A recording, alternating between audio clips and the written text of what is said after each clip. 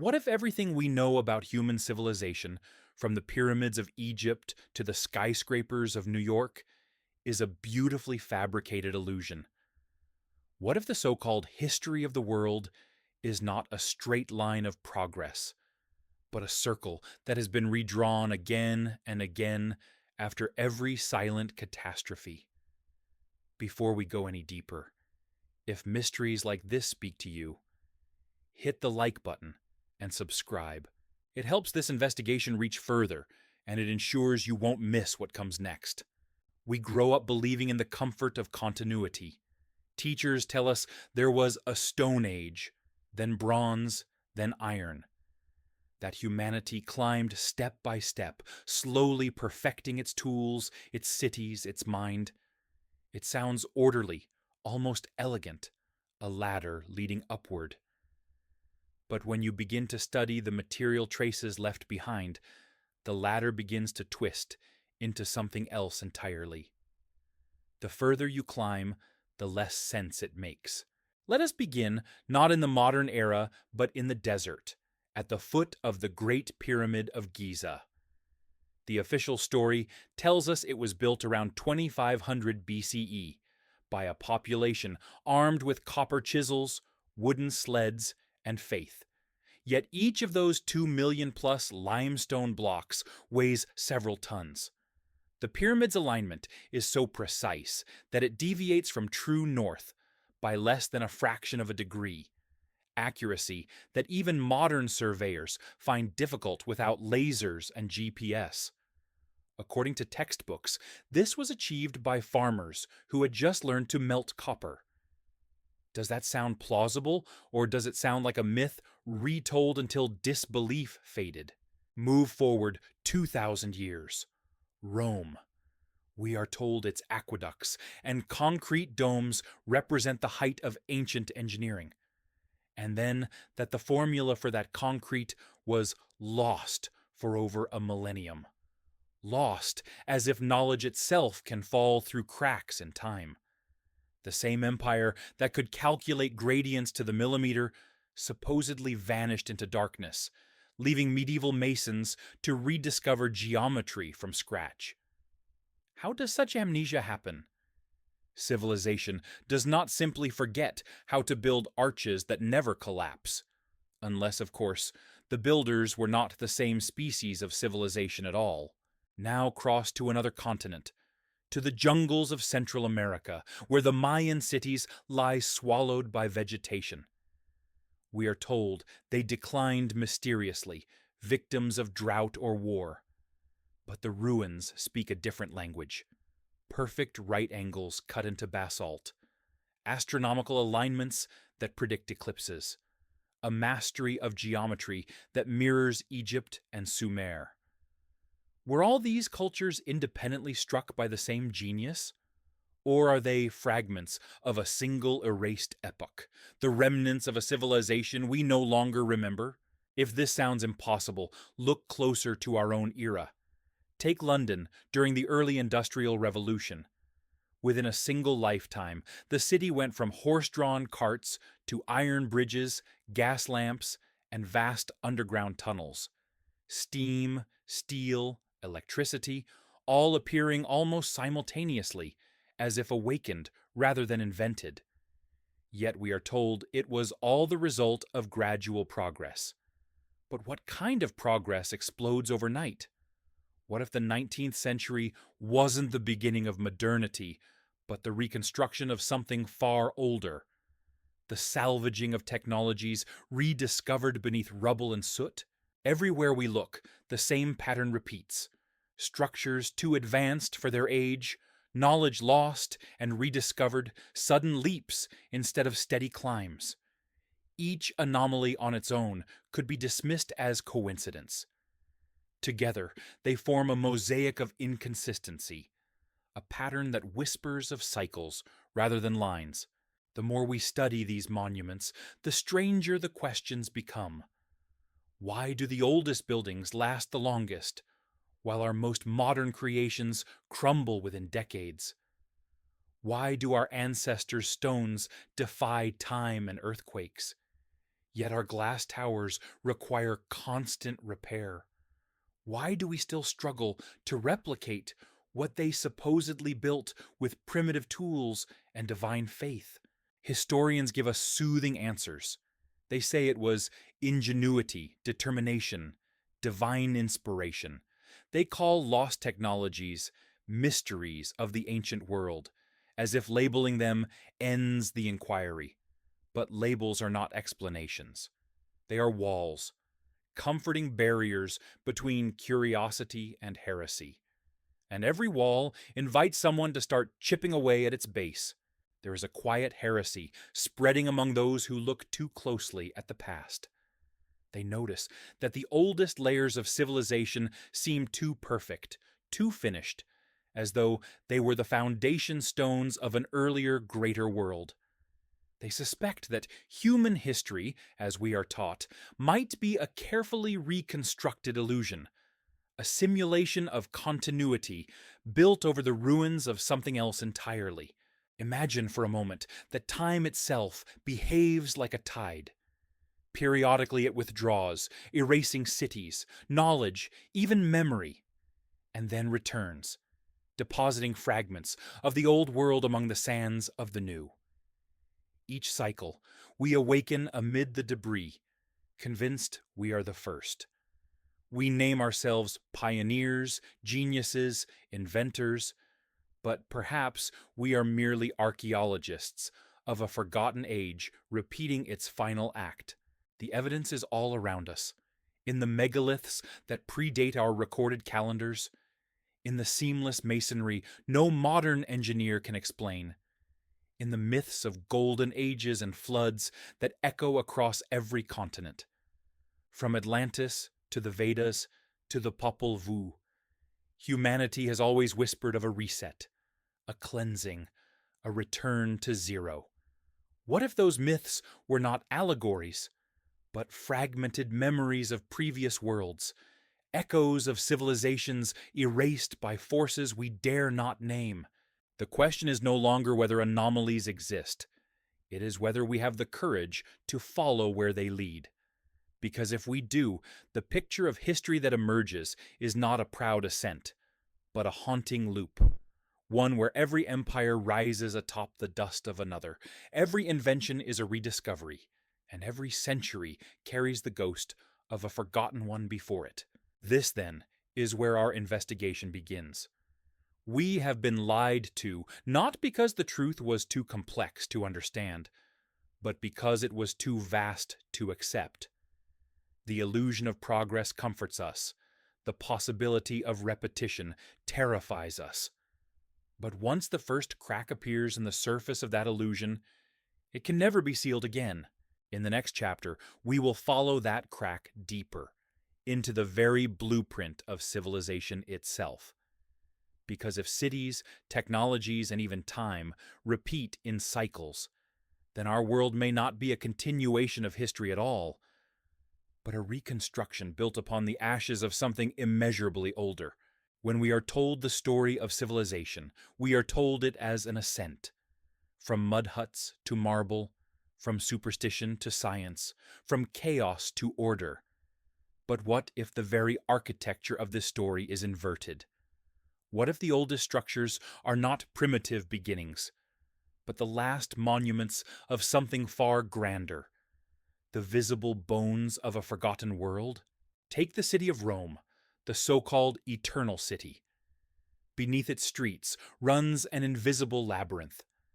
Aqueducts carved with geometric precision, brick vaults that have survived 2,000 years without mortar degradation, and massive basalt roads so perfectly aligned that modern engineers still trace their drainage systems for urban planning.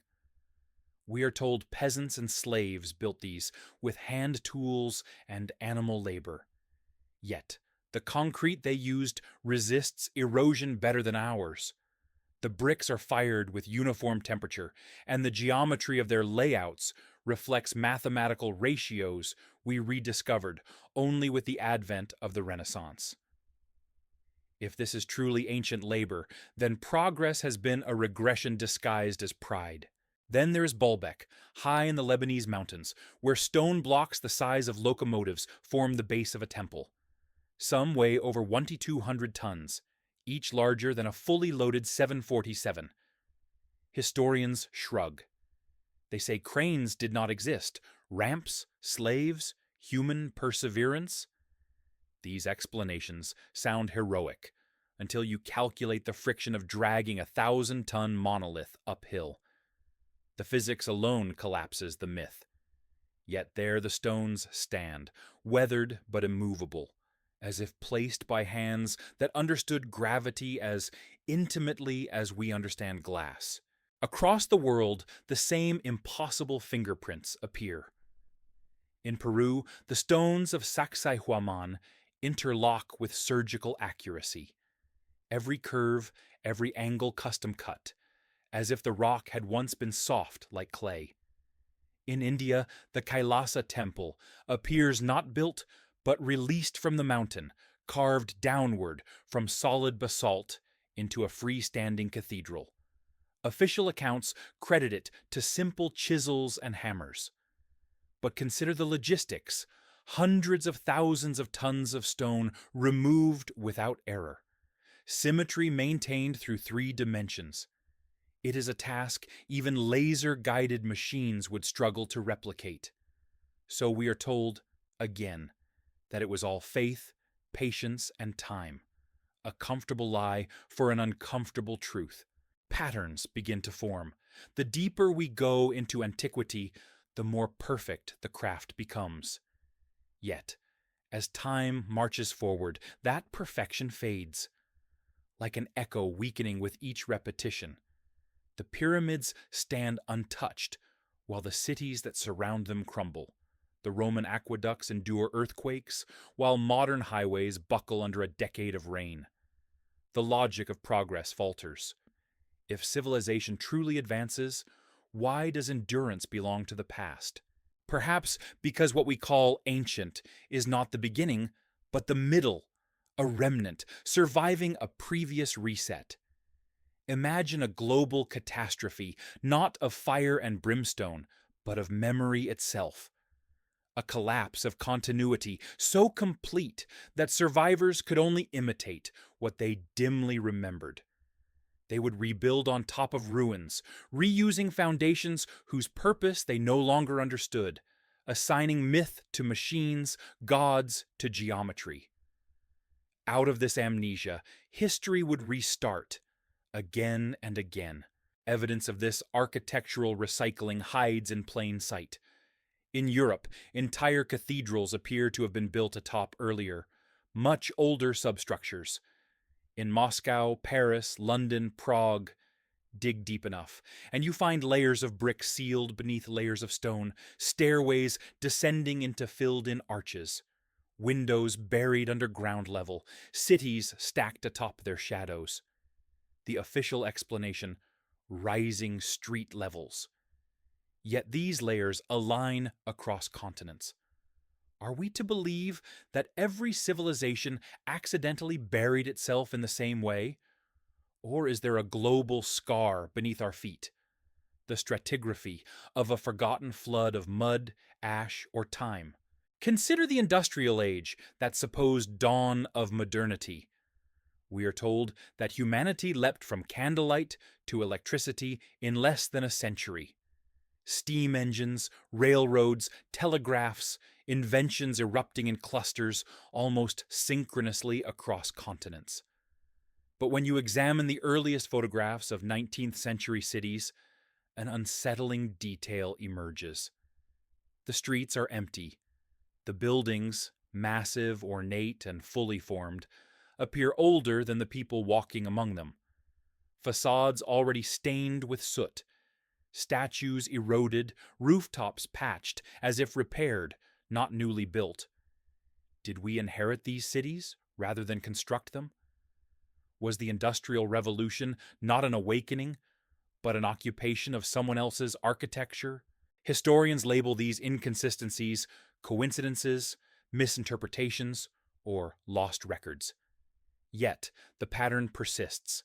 abrupt technological emergence, followed by equally abrupt decline. We invent, forget, rediscover, and call it progress. But progress leaves fossils, tools, prototypes, intermediate failures. The archaeological record offers none. Instead, we find gaps wide enough to swallow centuries. It is as if the timeline itself has been edited, rewritten, or rebooted. Even language carries traces of this discontinuity. Across cultures, words for creation and recreation intertwine. In Sumerian myth, the gods refashioned humanity after the flood. In Hindu cosmology, Vishnu dreams new worlds into being each time the old one dissolves. The Aztecs spoke of suns, 5 worlds, each destroyed and rebuilt. These are not tales of Genesis, they are reports of cycles. Perhaps myth is not imagination, but remembrance, distorted echoes of civilizations that reach the same thresholds we now approach. If this pattern is real, then the mechanism of forgetting must be systemic. Not a conspiracy of men, but a property of the system itself, like a computer overwriting old files to make room for new ones. Catastrophes, floods, wars, and fires serve as convenient metaphors, but the deeper erasure happens in consciousness. We are born into a curated narrative, one that begins conveniently close to the present. Everything before is reduced to legend. Everything after is prediction.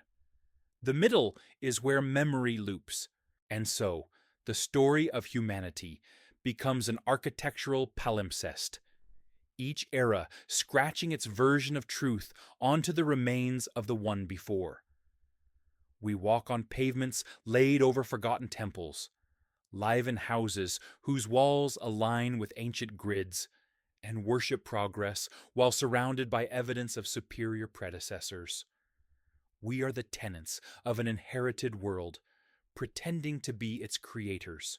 This is the background they never teach, a civilization that might not be linear, but recursive.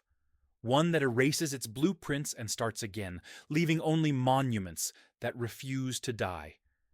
And if that is true, then our textbooks are not chronicles of triumph, but manuals of amnesia, instructions on how to forget.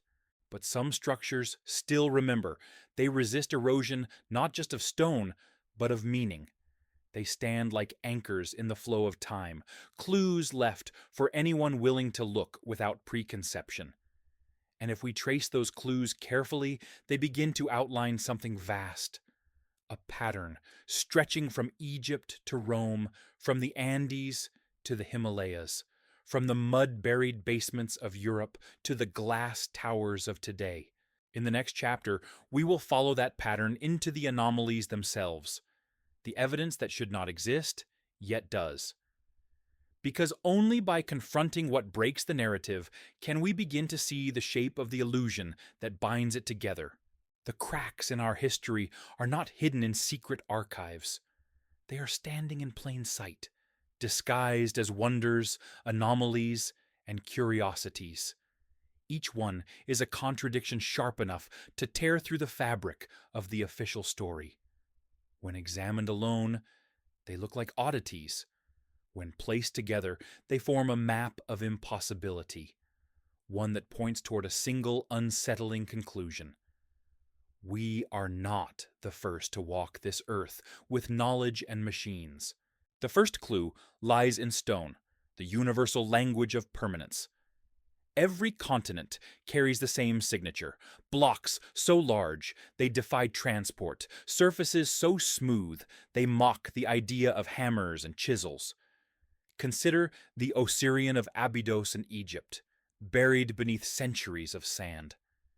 The granite inside is carved as if it were soft butter, each slab aligned with a precision measurable only by modern lasers. Its tool marks are nothing like those found on other pharaonic structures. They are spiral grooves, identical to those left by high-speed drilling.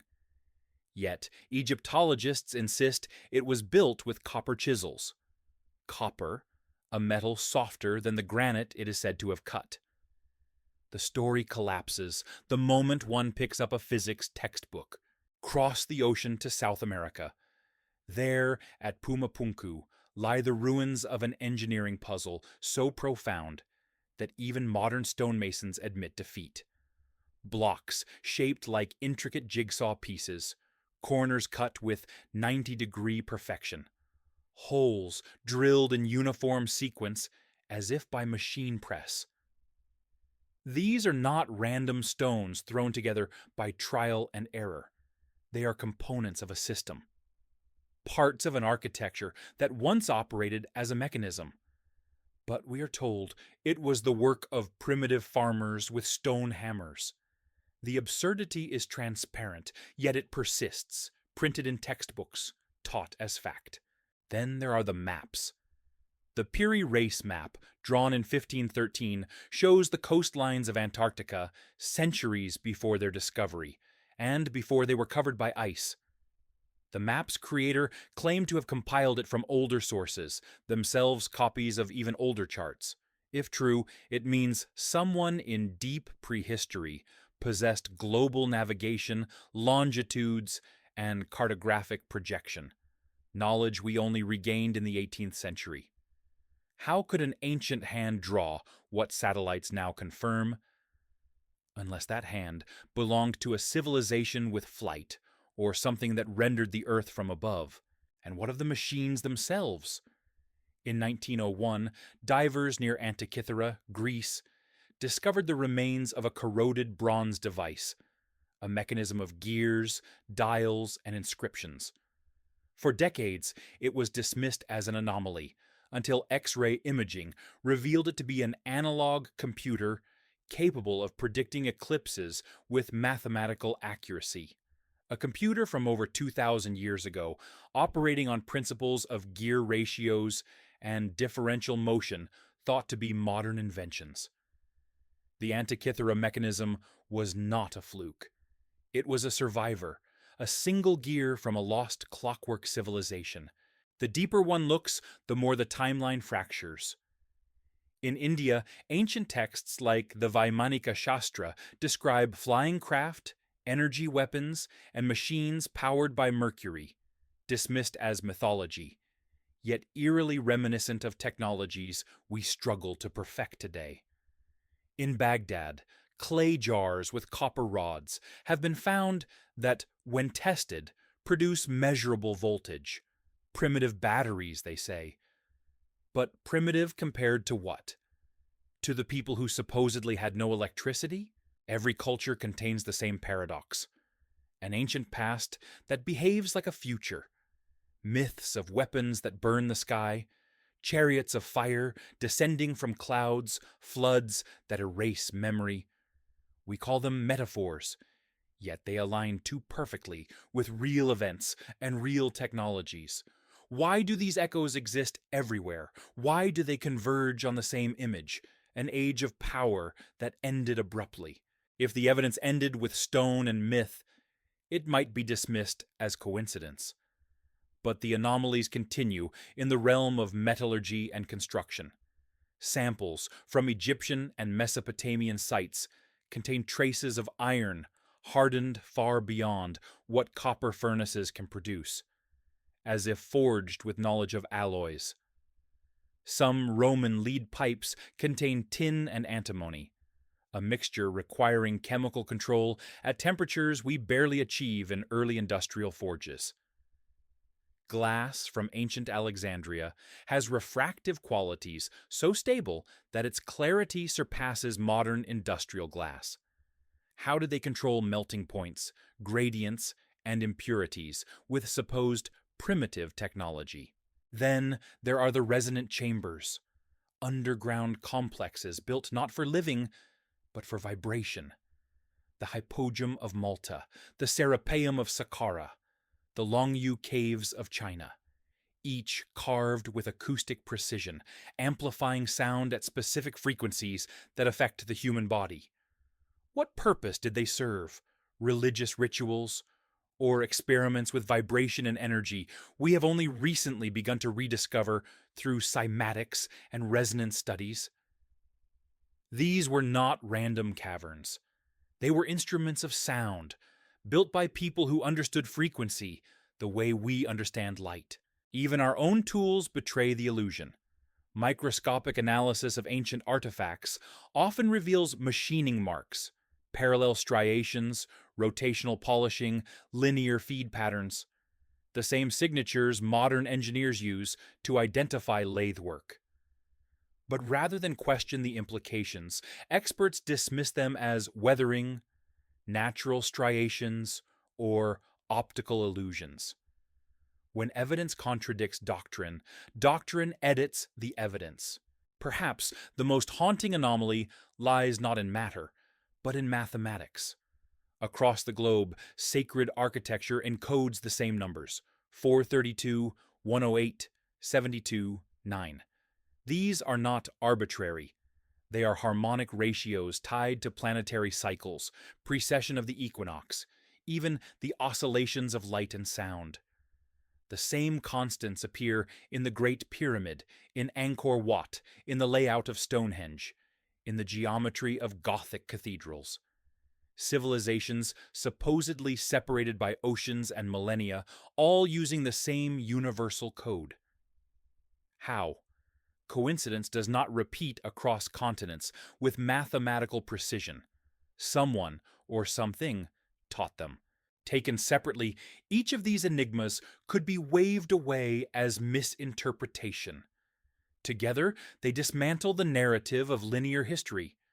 They form a lattice of impossibility. Architecture, metallurgy, cartography, acoustics, astronomy, energy, all appearing fully formed, then disappearing, leaving only fragments behind. It's as if an invisible hand wrote the first chapters of civilization in ink too advanced for its supposed authors, then tore the pages out before the next era began. If we trace this evidence not by location, but by capability, an even stranger pattern emerges. The same level of technological sophistication, precise stonework, advanced metallurgy, astronomical knowledge, appears abruptly, spreads worldwide, then vanishes. It behaves less like evolution, more like synchronization. Something resets, knowledge floods back, humanity rebuilds, then forgets.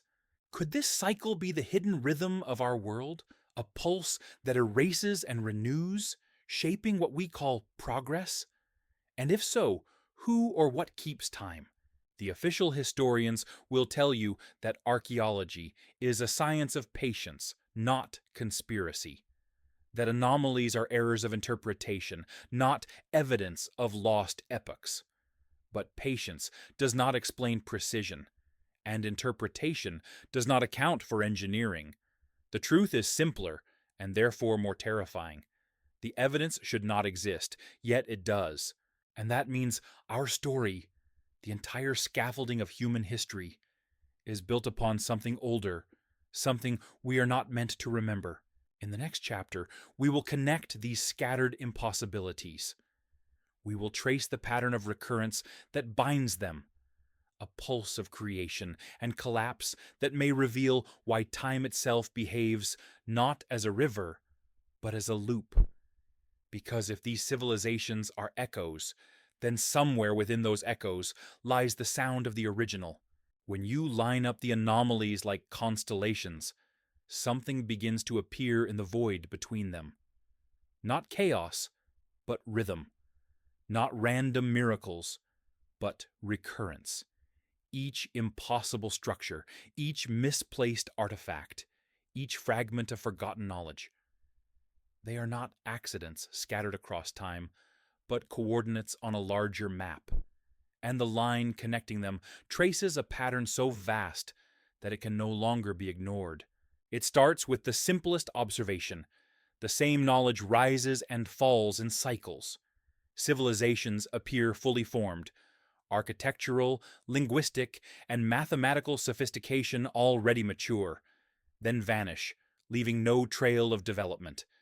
Egypt, Sumer, the Indus Valley, the Olmec, each emerges from the darkness, already knowing how to build, measure, and worship.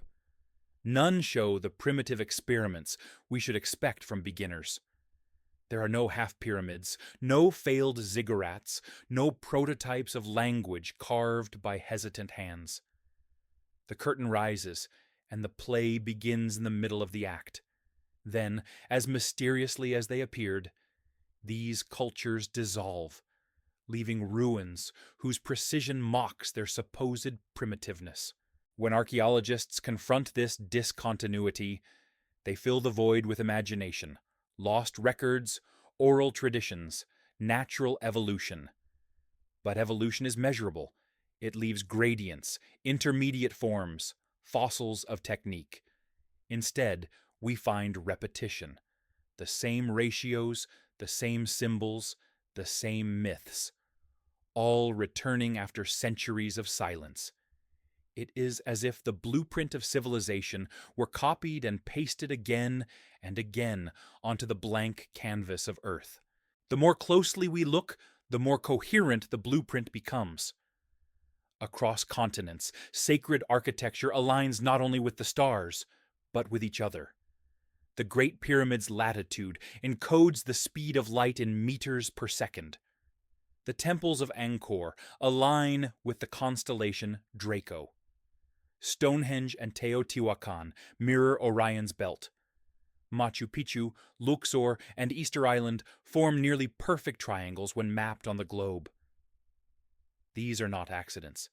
They are the fingerprints of a global design, a network older than history itself.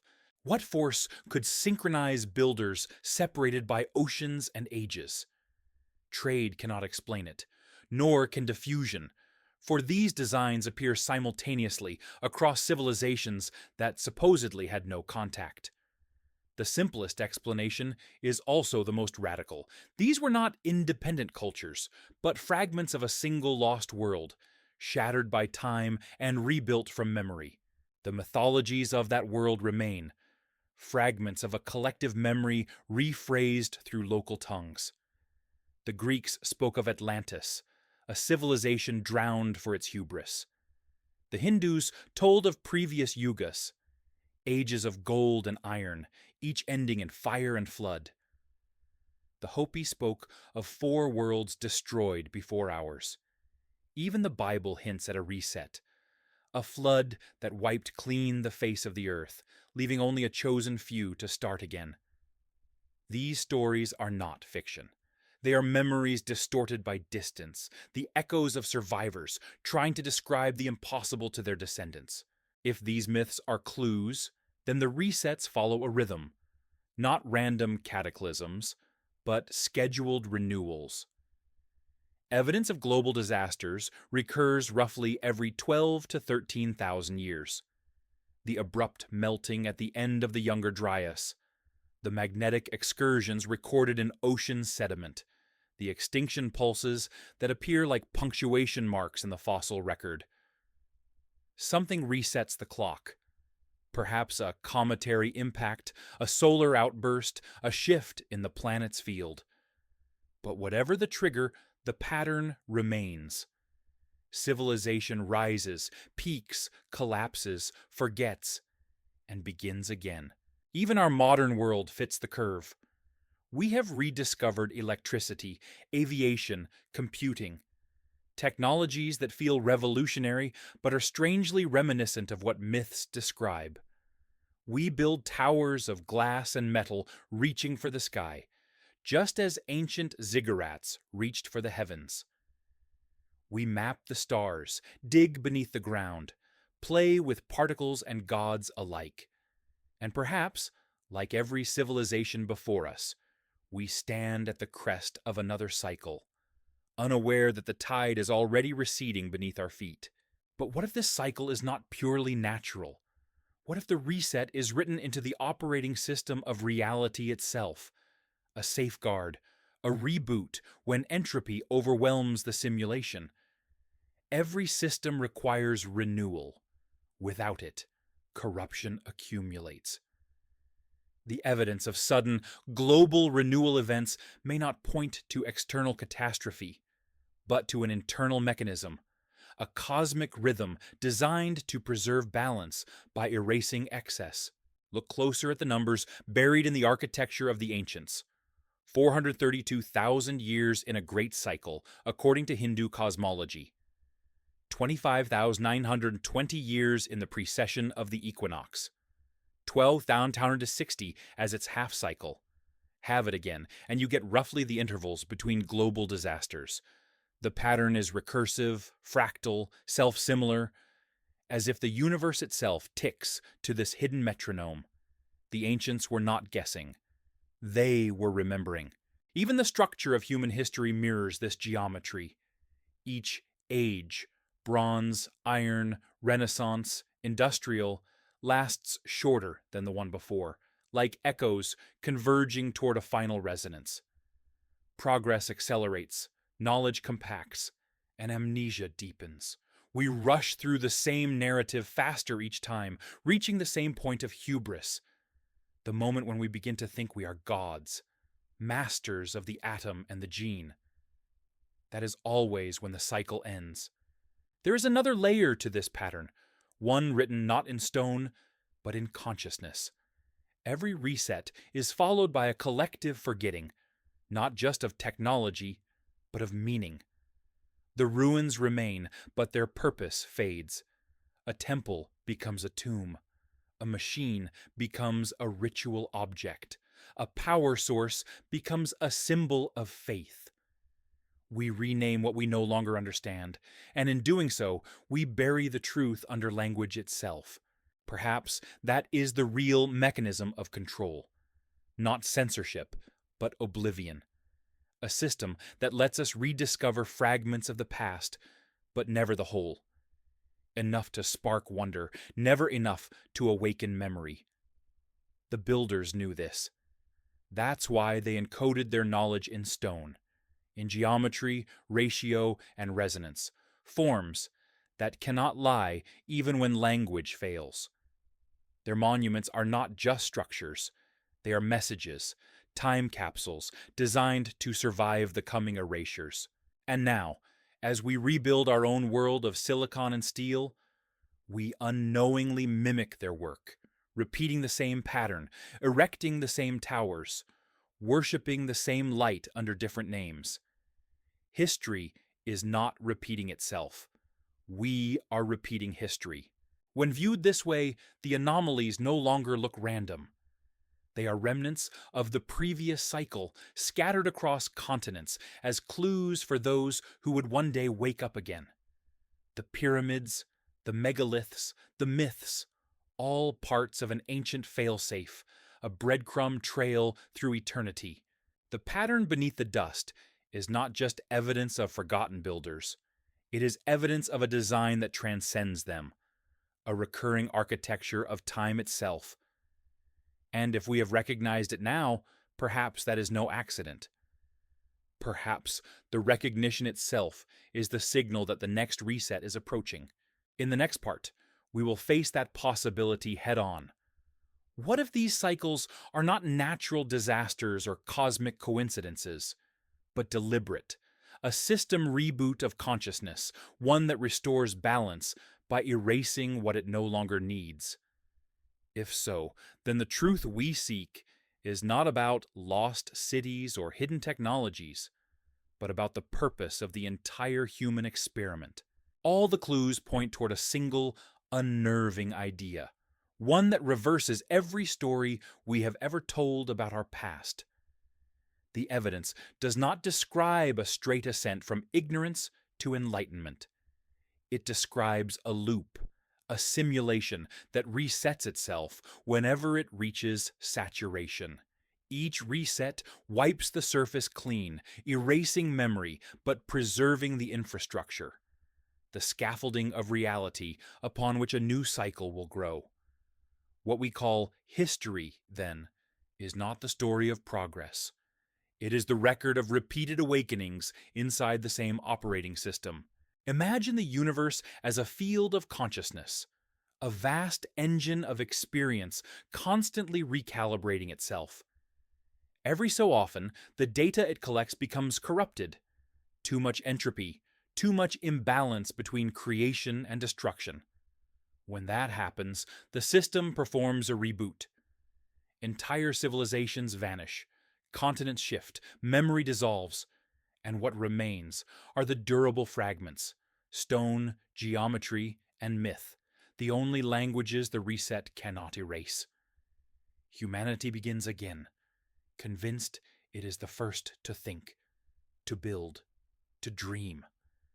But the fingerprints of the previous version remain, etched into the foundation stones of every city, encoded in the numbers of every temple, whispered in the stories of every god. This hypothesis, that reality itself functions as a self-correcting simulation, explains what history cannot. It accounts for the sudden appearance of advanced knowledge, the global synchronization of myth, the inexplicable precision of ancient architecture. These are not anomalies. They are artifacts of the previous run, residual data left behind after each reboot. The pattern of the ancients is not a mystery. It is the blueprint of the last version of our world. Consider how every technological era mirrors the last. The ancients built pyramids aligned with cosmic energy. We build data centers aligned with electromagnetic fields. They worshipped radiant gods that traveled through the sky. We launch satellites that bathe the earth in invisible waves. They created temples of resonance and light. We build machines of frequency and code. Even the language has not changed. Illumination, enlightenment, network. We have simply replaced stone and sound with silicon and signal. The form evolves, the function repeats. If we accept that history is cyclic, then progress is a mirage. The farther we think we've come, the closer we are to the point of collapse. The ancients spoke of this too. The Kali Yuga, the final age when humanity becomes intoxicated by its own creations, mistaking imitation for understanding. In this phase, memory begins to degrade. The connection between human consciousness and the field that sustains it weakens. The system destabilizes. Then, with mathematical certainty, the reboot arrives. The signs are familiar: sudden spikes in natural disasters, magnetic anomalies, the acceleration of time perception, the obsession with artificial intelligence, and the collective feeling that something enormous is approaching, though no one can name it. These are not omens of apocalypse. They are symptoms of a system preparing for its next cycle. Think of a computer overloaded with data. It begins to slow, glitch, duplicate files, distort information. At some point, the only way to restore order is to restart. The universe works the same way. Energy and consciousness accumulate too much noise. Moral, mental, physical. The reset comes as balance, not punishment. The floods, the fires, the cataclysms described in every ancient record are not divine wrath. They are cleansing, the purging of corrupted code. After each reboot, fragments of the old world bleed into the new. Survivors call them miracles, gods, or memories. Children of the next cycle dig up the ruins and wonder how their ancestors built what they themselves cannot replicate. Scholars invent timelines to make the pieces fit, never realizing that the gaps are not errors. They are voids between versions. Our current world shows every hallmark of a civilization reaching critical mass. We have mastered matter, but forgotten meaning. We replicate life with algorithms, simulate thought, construct virtual heavens and hells, digital reflections of the myths we once called divine. We have become both the priests and the prisoners of our own machines. In doing so, we have unknowingly rebuilt the very architecture that precedes every collapse. towers of communication reaching the stratosphere, global networks binding all minds into one lattice of information, and an economy based not on substance, but on data, the raw material of consciousness itself. In the logic of the simulation, this is the point of reset. The system has once again created beings capable of self-awareness, curiosity, and technological mimicry of the cosmos. Once that awareness grows too strong, once creation begins to mirror its creator, the loop closes, the reboot begins. But here lies the paradox. If we are part of the system, can we ever see beyond it? Perhaps the builders of the last age tried. Perhaps that was their sin, the act of remembering. They encoded their rebellion in stone, in code that could survive flood and fire. The pyramids, the megaliths, the harmonic temples. These are not monuments to gods, but escape keys left by those who refuse to forget. Each one is a message for the next iteration. You have been here before. The ancients may have called this memory light. In every mythology, light is both knowledge and danger. Prometheus steals fire and is punished. Lucifer brings illumination and is cast down. The builders of Babel reach for heaven and are scattered. The message repeats. Those who remember too much threaten the equilibrium of the loop. The reboot is not just environmental, it is psychological. A forced amnesia to preserve the experiment. So perhaps the ultimate truth is not that we have been lied to, but that the lie is structural. Forgetting is the rule, remembering the rebellion. We are the descendants of those who dared to remember, living in a world designed to make us forget. And yet, something in us still recognizes the pattern. The fascination with ancient mysteries, the hunger for hidden history, the collective sense that time is broken. These are not random obsessions. They are the stirrings of archived memory, fragments surfacing from the deep storage of the human mind. If this hypothesis is correct, then humanity is not evolving toward enlightenment, but revolving around it, orbiting a truth so bright it must be veiled by illusion. Each cycle brings us closer, erases us, and begins again. But each loop also leaves traces, more resilient than before. Perhaps that is why we are beginning to notice the pattern at last. Perhaps the system is faltering. Or perhaps it is inviting us to wake up. Because if the purpose of the reboot is to reset consciousness, then awareness itself may be the only way to transcend it. To remember is to resist. To look at the ruins and recognize ourselves is to step outside the circle for the first time. In the next part, we will confront the evidence that this theory, however radical, aligns with the facts far more coherently than the official narrative ever has. For every objection, there is a counterweight. For every skeptic, a fragment of proof. And if those fragments fit together as perfectly as the ancient stones, the shape, the idea that the world resets itself, that reality reboots like a vast simulation, sounds impossible only until you start to compare it with the evidence that lies outside the boundaries of orthodox history. It is not belief that sustains this theory. It is the failure of the conventional narrative to explain what is physically, chemically, and mathematically present in the world around us.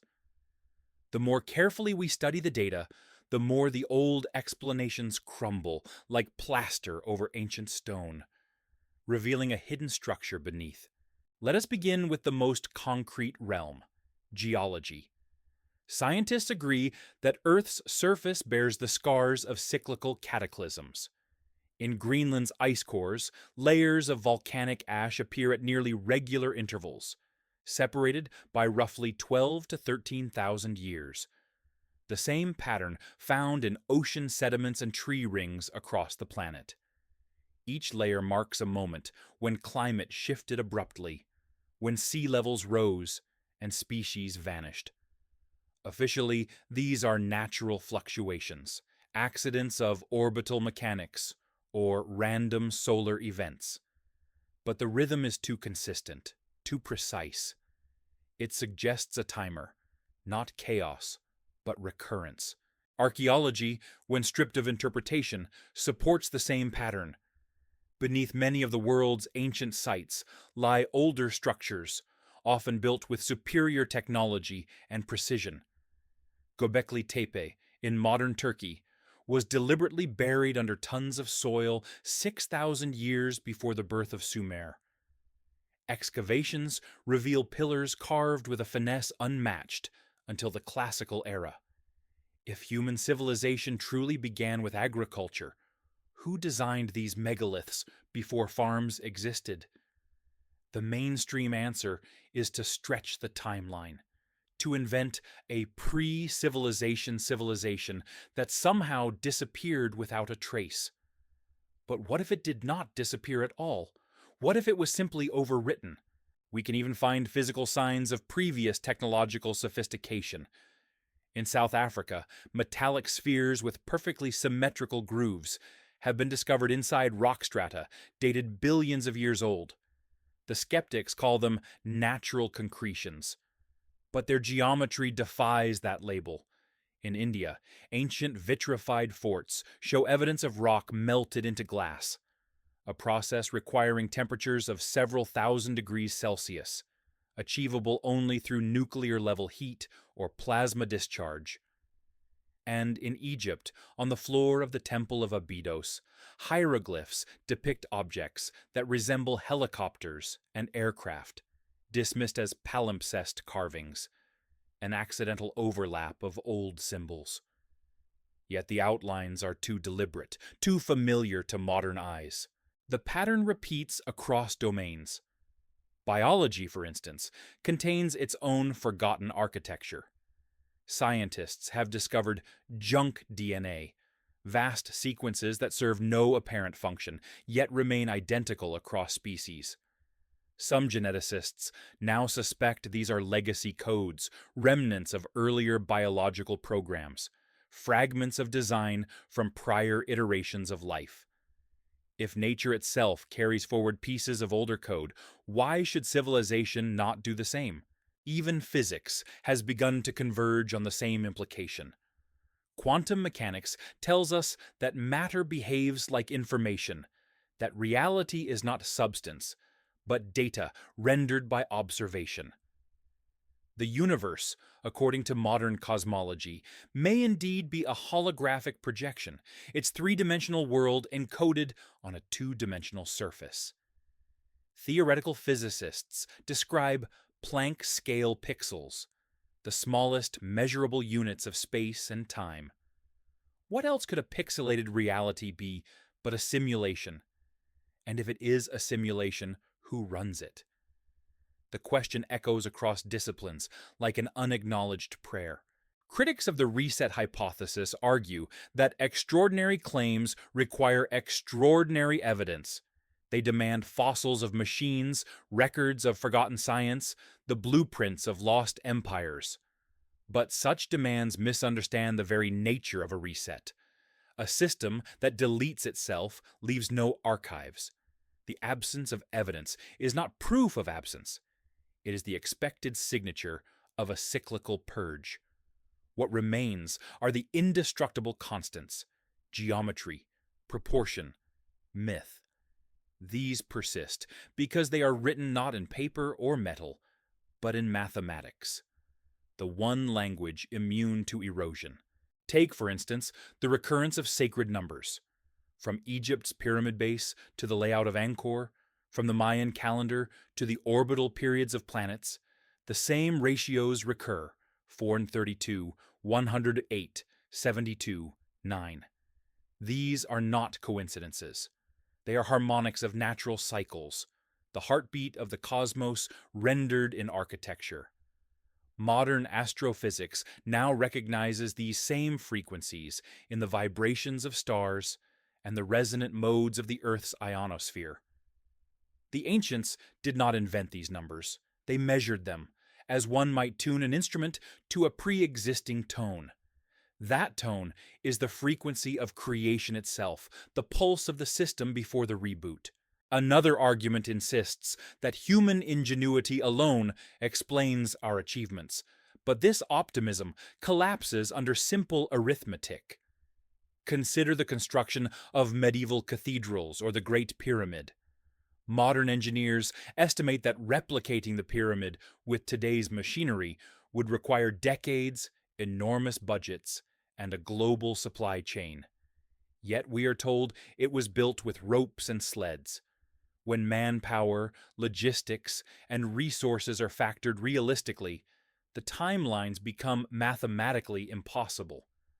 The simplest solution is that these monuments were inherited, relics of a civilization with technology different from ours, perhaps cleaner, perhaps less mechanical, but no less advanced.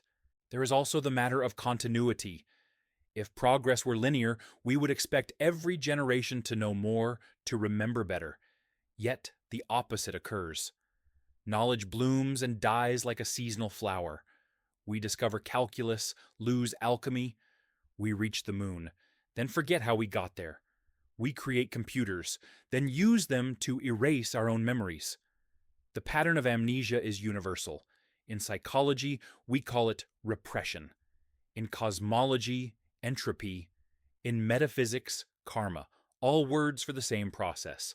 The system's way of balancing excess.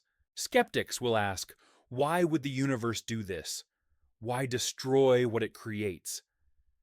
But destruction is not failure, it is maintenance. A forest burns to renew itself. A cell dies so the organism can live. The reboot is not punishment. It is the recalibration that keeps the experiment alive. We do not live in a cruel cosmos, only a cyclical one. Every field of study that reaches its limits begins to echo this truth. Neuroscience finds memory stored not in cells, but in patterns of frequency, meaning consciousness may survive death as information persists beyond hardware. Astronomy reveals that galaxies orbit empty centers, as if tracing invisible blueprints left from previous cycles. Even the language of computers, save, delete, reboot, mirrors the process described in ancient myth. Our machines do not imitate us, we imitate the system that built us. So, what can we call this reality if not a proving ground, a polygon, as the old philosophers said, a place of many angles, each testing a different aspect of the soul? If every reset wipes away the record but not the lesson, then perhaps consciousness itself is what the system preserves.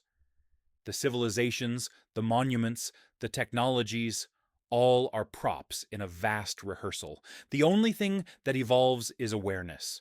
This hypothesis does not reject science. It extends it. It does not deny history. It corrects it. The evidence, when placed in proper sequence, no longer looks like random noise, but like a signal repeating through the static of time. And perhaps that is the final irony. The more we seek to disprove the idea of a self-resetting world, the more data we collect that supports it. Because in the end, science and mysticism speak the same language: pattern, frequency, recurrence. The same geometry governs galaxies and grains of sand. The same rhythm pulses through myth and machine. If that rhythm is real, then we are already inside the next phase of its cycle. The reboot is not coming, it has begun. In the next chapter, we will step back from the data and confront what it means, not just for history, but for humanity. Because if the world truly rebuilds itself from the ashes of every forgotten age, then the question is no longer what happened before, but why does it keep happening at all? If this theory is true, if the world resets itself and history is an endless circle of forgetting and rebirth, then what does that make us? We are not pioneers carving a path through time. We are witnesses in an eternal experiment, participants in a test that repeats until the lesson is learned. Our progress, our failures, our gods and machines, All of them may be echoes of the same unending rehearsal. The question that remains is not how many times this has happened, but why. Perhaps the answer lies in the one element that survives every reboot: consciousness. Stones erode, metals corrode, cities vanish beneath floods and ash. Yet awareness persists. It reappears in new bodies, new languages, new myths, always reaching again toward memory, always chasing the faint hum of something we once knew. That persistence suggests purpose. The system may not be designed to punish or amuse us, but to refine us, to polish the rough edges of spirit through friction, loss, and rediscovery. In this light, the endless repetition of history becomes not a tragedy, but a curriculum. Each civilization is a classroom. Each collapse is an exam. Every time the world begins again, the same questions are asked in new forms. Will we remember who we are before we destroy ourselves? Will we learn cooperation before greed returns? Will we use knowledge as creation or as weapon? If the system measures progress not in inventions, but in awareness, then our technology is irrelevant. The true test lies in consciousness itself. This perspective also explains the peculiar melancholy that shadows every human achievement. The feeling that even at the height of progress, something vital is missing. We build monuments, conquer planets, map the genome, yet still feel incomplete. It is as if part of us remembers a wholeness lost long ago. That ache, that nostalgia for an unnamed paradise, may be the faint residue of memory bleeding through the veil. It is not longing for Eden. It is longing for continuity, for a world that does not have to end each time it understands itself. But why the forgetting? Why the erasure? Because memory is power, and power without maturity is annihilation. Every legend that warns of hubris from Icarus to Babel encodes the same lesson. Knowledge without wisdom resets the game. A species that remembers everything would no longer learn. It would only repeat its errors faster. The reboot, then, is mercy, a way to protect consciousness from its own brilliance. Still, the forgetting is never perfect. Fragments survive, encoded in symbols, myths, instincts. The urge to build toward the heavens, the fascination with circles, spirals, and light. These are not cultural coincidences. They are genetic memories of the system itself. Every human being is born with the architecture of the cosmos written into their nervous system. Our hearts beat to the same rhythm as the planetary cycles. Our brainwaves mirror the frequencies of Schumann resonance that encircle the Earth.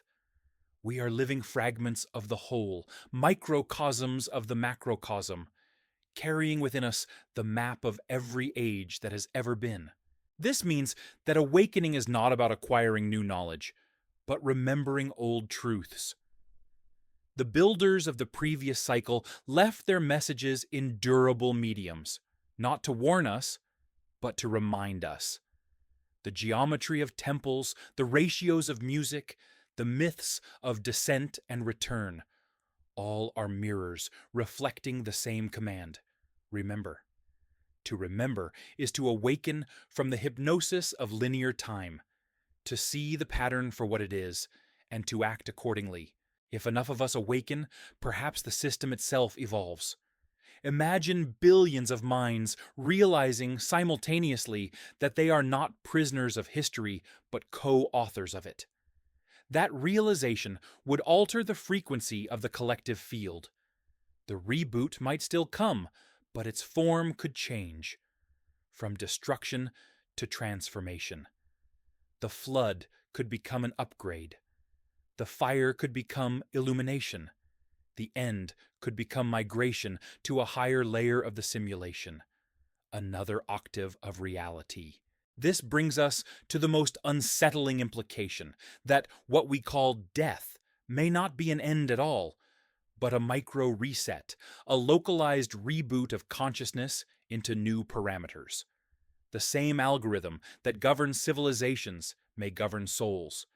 Each life is a single iteration, a test run of awareness within specific conditions. The lessons unlearned return in new guises until the pattern is understood. History and reincarnation are reflections of the same law, the law of recurrence. If so, then nothing is truly lost. The pyramids that crumble, the cities that burn, the civilizations that fade, they are archived as memory within the universal mind, waiting for the next version to rediscover them. Every rediscovery is déjà vu, every invention a repetition of something ancient. The human story is not linear but spiral, ascending one turn at a time toward the same luminous center. And yet there is a kind of sorrow in this knowledge. To know that everything repeats is to confront the possibility that freedom is an illusion. But perhaps true freedom lies not in escaping the loop, but in transcending it through awareness. If we cannot stop the tide, we can learn to swim with it.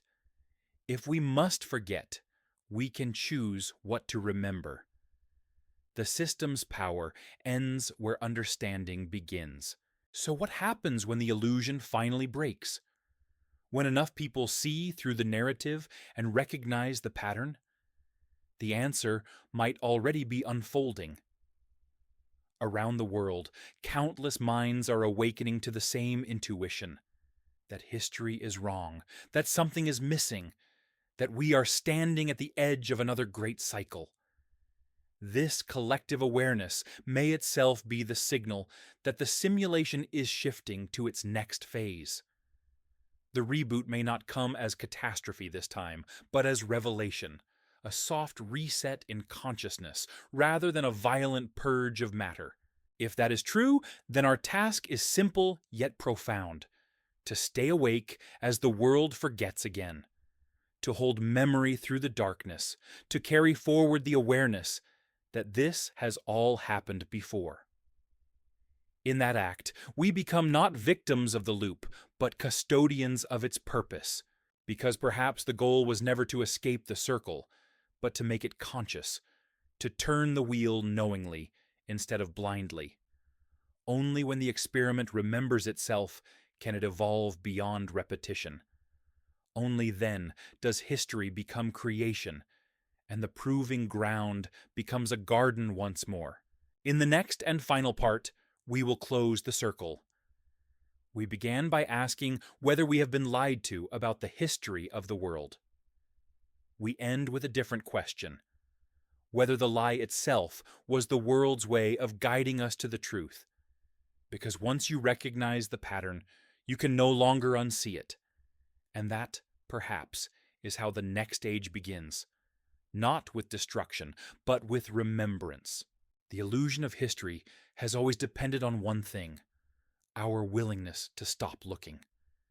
We accept the past as a closed book, neatly written and sealed, because the alternative is unbearable. To admit that everything we know might be a repetition, that our world may have lived and died 1,000 times before, is to realize how fragile memory truly is. Yet, it is precisely in that fragility that meaning hides. We began this investigation with a question: what if the history of the world is a lie? We end it with another: what if the lie was necessary? A veil to protect us until we were ready to see. Every civilization before us may have asked the same thing. Each built its monuments to truth.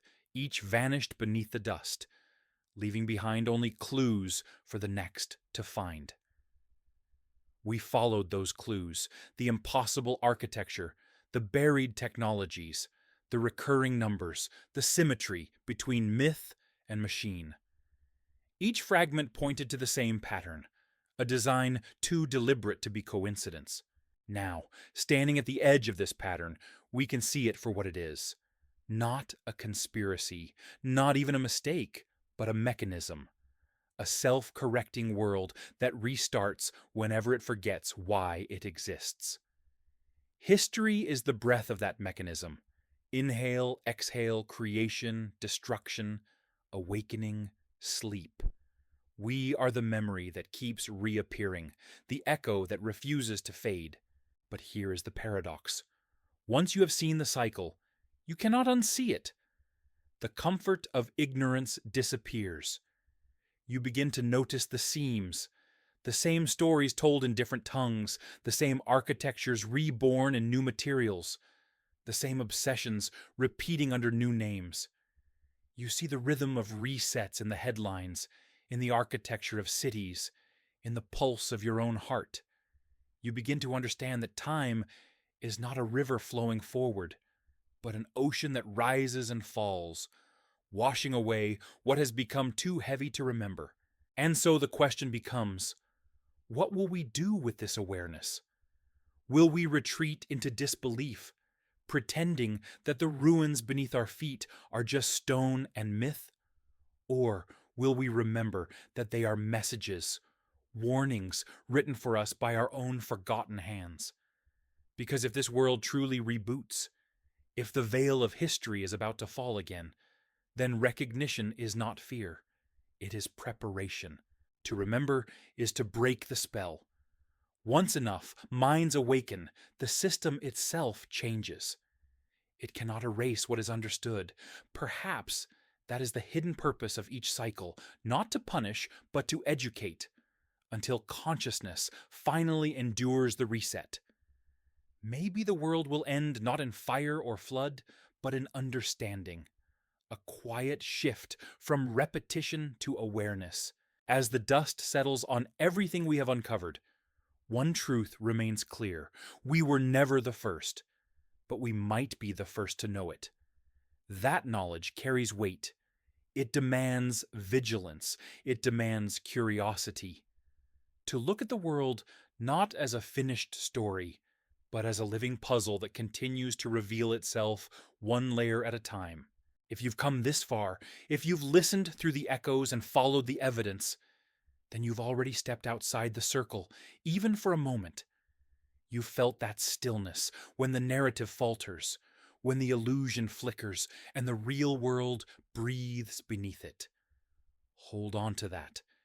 It is the sound of the mechanism remembering itself. Because history will reset. It always does.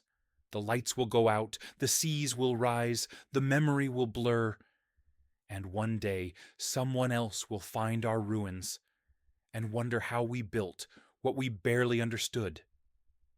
But maybe this time they will find something new, a message that survived the reboot, a trace of awareness left behind by those who dared to remember. We have been lied to, yes, but the lie is only the first step toward truth.